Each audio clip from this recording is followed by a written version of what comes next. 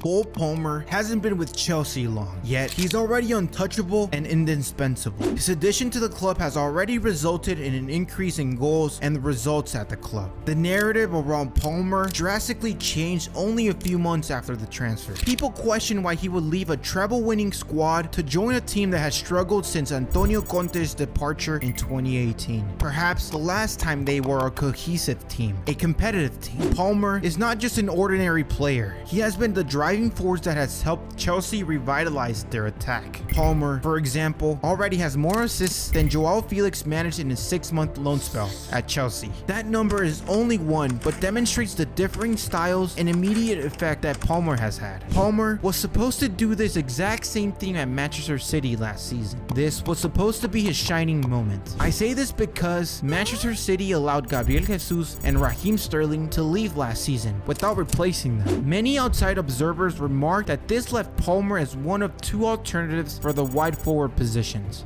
Despite the fact that the season seemed to offer more opportunities for the youngster, he was mostly deployed as a late substitution. This is why Chelsea came knocking on the door last season. So, how did Man City let go of this youngster, and will they ever regret letting him go?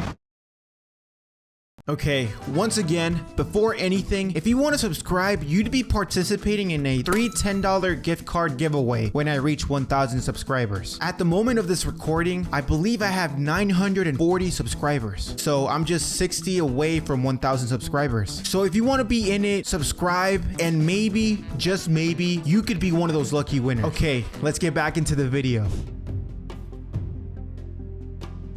So, I have a couple of factors that absolutely transformed his thinking and are the reason he is balling out. You have to focus on the last one since it's the most important. We all know that trusting your players will allow them to thrive, but this wasn't the case at Man City with Pep. Guardiola never allowed him to get the chances and opportunities for him to shine, hence his quick move to Chelsea. Guardiola preferred the expertise of midfielder Bernardo Silva in Palmer's usually right-wing place, and he found himself further down the hierarchy than he expected. I don't know what's going to happen, said the Manchester City coach. I don't think a loan is going to happen. He's going to stay or we're going to sell. There was a talk of a transfer to Brighton Hove Albion or Borussia Dortmund at the time, but there were little signs of progress. Only when Chelsea made a late bid did things accelerate. Palmer was ecstatic at the idea of joining another renowned Premier League side, and the Blues were ready to pay an enormous amount of money. Chelsea paid roughly £40 million to sign him, and the only significant difference between the two teams is that in London, it appears that they have more trust in the player than Man City ever did. Plain and simple. Being able to start important games, given the responsibility of taking penalties, is bringing the best out of Palmer. This gives Palmer complete confidence to show his skills on the pitch. Many City fans will be disappointed and furious, but Chelsea's willingness to pay the price it did may have been the spark that ignited eventual growth.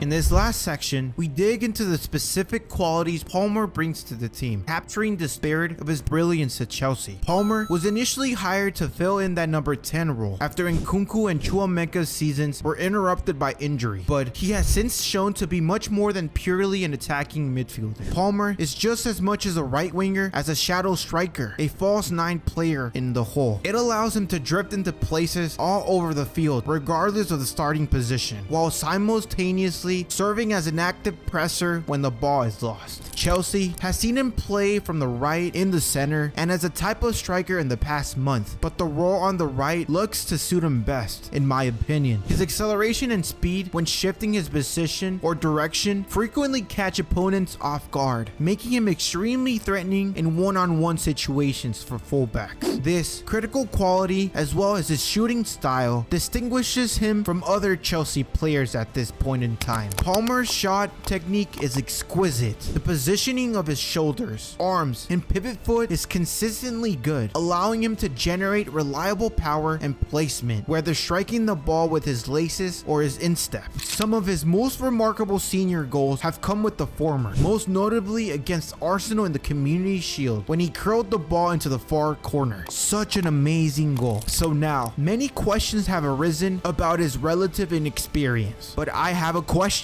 Will he be the breakout star for Chelsea in the years to come?